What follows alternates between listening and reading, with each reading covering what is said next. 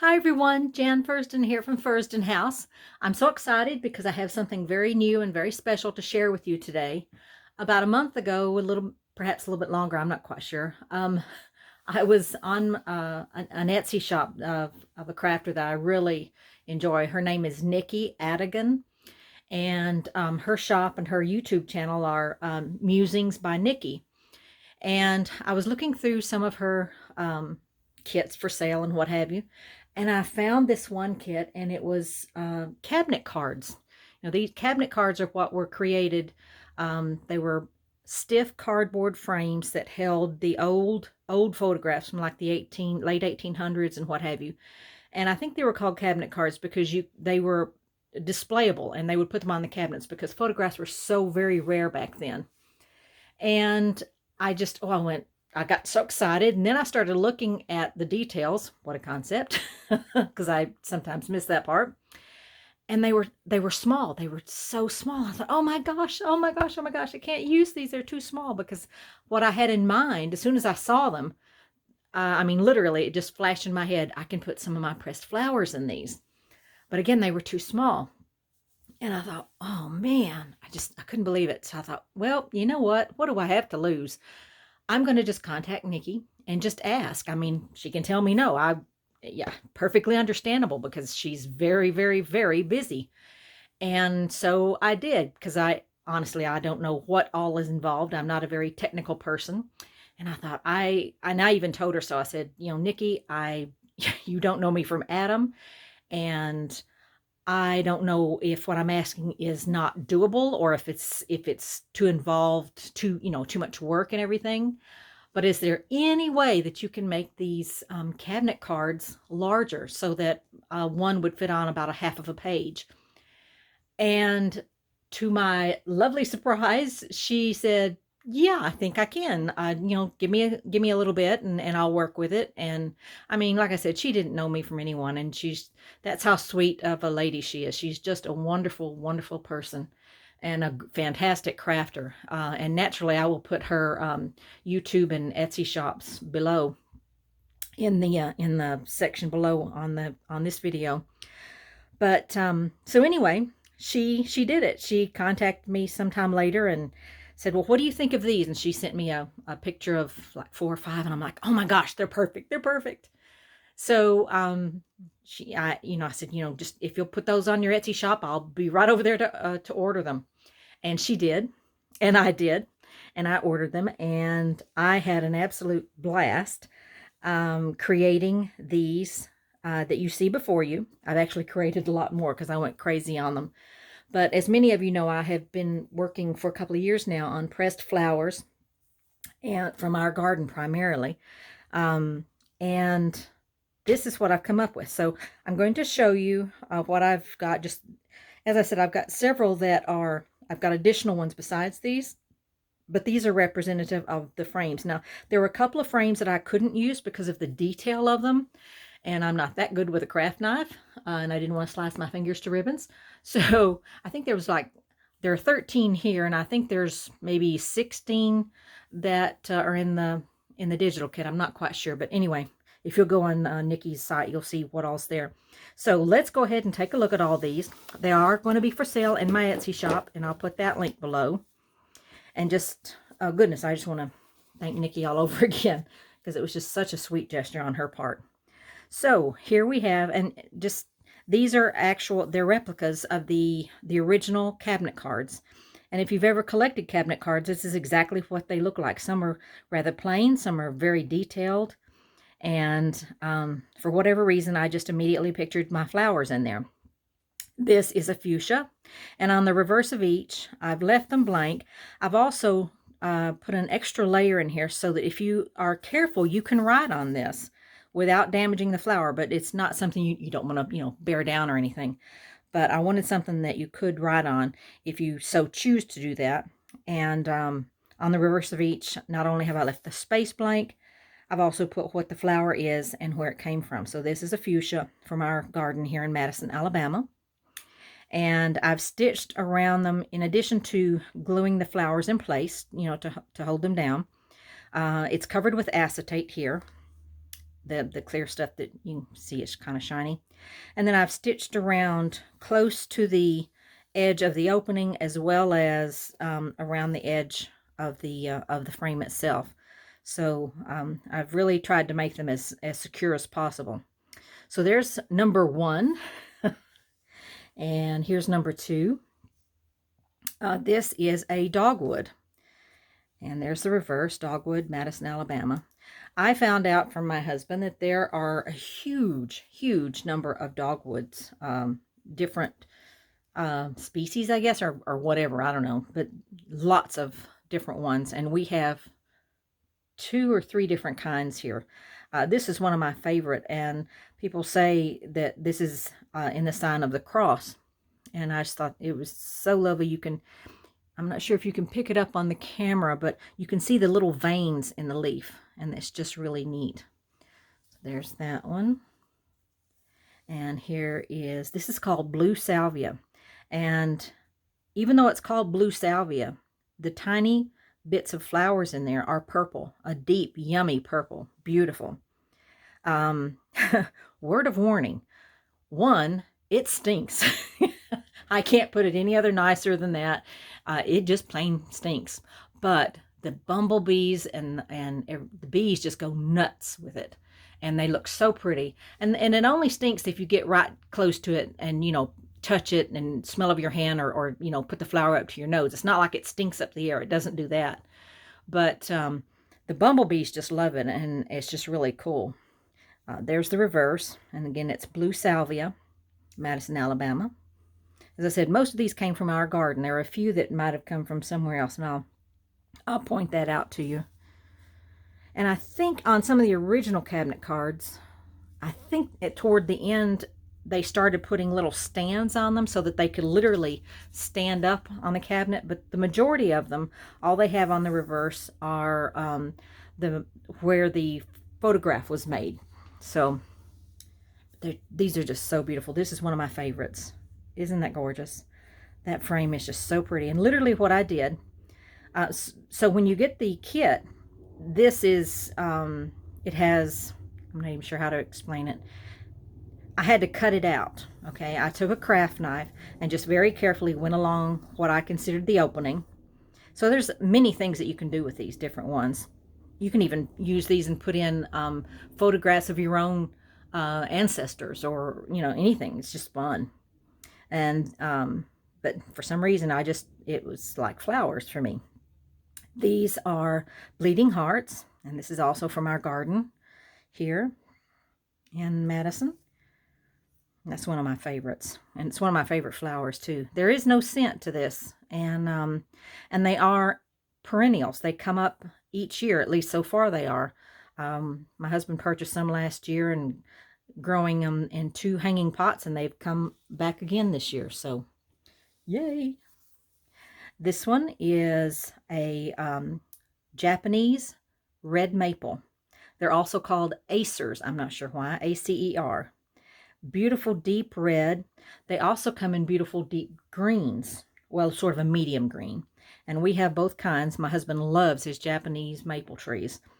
And this is one of them. They're just really sweet looking. And there's the reverse. Red Japanese maple, Madison, Alabama. Okay. And, oh, this is another favorite. A frame and a favorite flower as well. And this one, it's got the weirdest name. It's called Dame's Rocket. D-A-M-E'(S), Dame's Rocket, just like it sounds. And this came from Gallatin, Tennessee. This is one of the flowers that my husband had stopped in a field on his way from leaving work up there. He works for TVA up in Gallatin.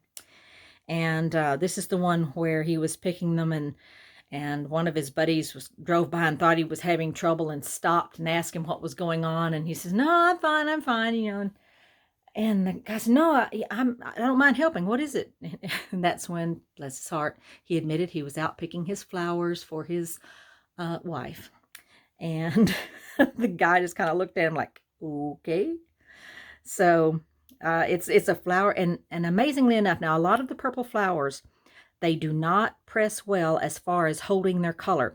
They can hold their shape and everything, but they're not great about holding their color. A lot of times it will fade out and it will become a very pale lavender, and in some that becomes pink, just a pale, pale, pale pink. But these, amazingly enough, really keep their color well. So I'm going to be asking him to go out back to that field again. Bless his heart. So there's that one. And here is this one. And this one is called the Chinese Fringe flower. And this is one that we have here in Madison in our garden. Chinese Fringe flower. They're just so sweet. The leaves are a deep red. They're probably showing up dark, almost brown here, but they're a deep red. And then when they actually flower once a year, and it's a big bush, well, it grows big, that's when it comes out with all these little tiny flowers, and they're just so pretty. And here are some favorites. Ferns. I love ferns. This fern came from some plants that were transplanted from my grandmother's garden in Huntsville, Alabama. And she passed away in 1998. I had a very special relationship with her, my gran. And this is from some of those transplants of her ferns. She loved ferns. And there are a huge amount of them around here in Huntsville and Madison. And this thing that you see in the center, which is really cool, it's called a fern pod. And that is what the fern looks like before it becomes a fern. And it literally starts to unfurl and then become a fern. And it's really cool to watch. You have to be careful not to pick too many of them, because if you do that, then you don't have any ferns left. And I love that frame too. It's just so neat. And here you can see there's the maker, or the photographer, has been printed down there. Again, that's Fern and Fern Pod here from our garden in Madison. I just love ferns, all ferns. I think they're just so pretty. Although I have to say, I don't want a Boston fern anywhere near me because they are so messy. Those are the ones in those big pots. And I just, oh goodness, they're just terrifically messy, messy, messy. I prefer them growing in the garden, in the wild. Another favorite here, this is Lavender. And this came from our garden from last year. We don't have any growing this year. It didn't survive well, but I got a huge amount from last year, so I can't complain. We're going to plant them again probably next year. This year is kind of crazy for us, so probably won't do it this year, but next year. Again, that's Lavender, and it smells divine. I just love it. And that's a nice deep purple that shows up well. Here we have azaleas. The azaleas, and look at this frame. Now, you talk about fun, taking your craft knife. At first, I wasn't going to do it. I was like, all right, I'll cut along this line here, and I'll just cut out the great big square. But I thought, no, I mean, I really need to try and cut out and follow the curves. So I very, very carefully managed to cut out the curves. And on this one, yes, I've done this 3 stitching on this. I've done stitching around right up to the curves. And then in here, along this reddish line, and then on the outside of it as well. Just look better. Just a gorgeous frame. And these are azaleas, as I said. This year, the azaleas have been show-stopping. This one from last year is purple, as you can see. The ones this year that are going absolutely crazy are a paler purple and bright pinks and sort of a fuchsia color, sort of a burgundy red. And they have been just overrun. The garden is just ablaze with them, really. And we have people who are on walks and they'll stop and say, we love your flowers, we love your flowers. Of course, I always point out it's my husband's garden. I work in it, but it's his baby, his dream child, and he's created such a beautiful garden. And so there is the azaleas, the purple azaleas. And let's see, we have 2 more, no, 3 more? Yeah, 3 more. Okay, here's some more azaleas. These are the pink azaleas. And that sweet frame. I love that frame. And these are, well, I say pink. They're a shade of the purple, but they look pinkish. But they are called purple. Deep purple and pale purple. There are so many different shades.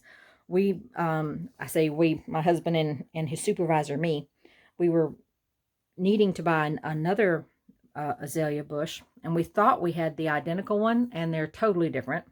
They look great together, but they're totally different. So there's that one. Here we have, excuse me, this is Mexican heather.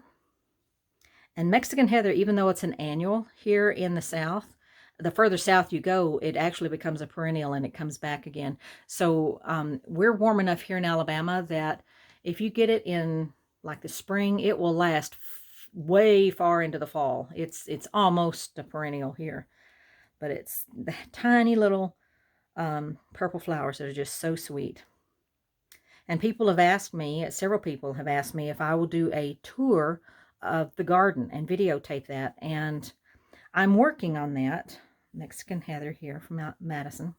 I am working on a tour of our garden, but it's probably going to be done in just photographs because so many of the things are in bloom at one time and in bloom at another time. So I am working on something to put together. So more to follow. Might be toward the end of the summer after everything has stopped blooming. This one is probably my favorite. It's I've put on the back what they are. We have lily of the valley, petunia, dianthus. These are also called pinks, and ligustrum. And so there we are. There's the lily of the valley, one of my favorite flowers. They're so tiny. They come up in the springtime, and they're just beginning to show now. And the flowers are like little tiny bells, and they're pure white. You know, when you dry them, of course, you get the darker coloring. But they're just so pretty looking because it's like a little tiny thin green stalk with these beautiful little white bells hanging around it. Just beautiful. And here we have, this is the dianthus or pinks. Those have just come into bloom recently. This is the ligustrum. I think I've got that right. And these, I'm going to have to peek. Petunias. They're kind of closed up there, but the purple petunias. And that is it. So you can see how much fun I had. So thank you so much. Goodness, tell me that's... I hope I've been in focus. Oh my goodness. Tell me I've been in focus. Anyway, thank you so much. And such a sweet, special lady, Nikki Adegun. Musings by Nikki. That's her YouTube and also her Etsy shop. And I will put those links below. So thank you, Nikki. Just a super special lady, a fabulous crafter. She's got wonderful tutorials, and she's given me a lot of insight on making much better journals and what have you. So you all have a blessed week. Take care, and God bless. Bye-bye.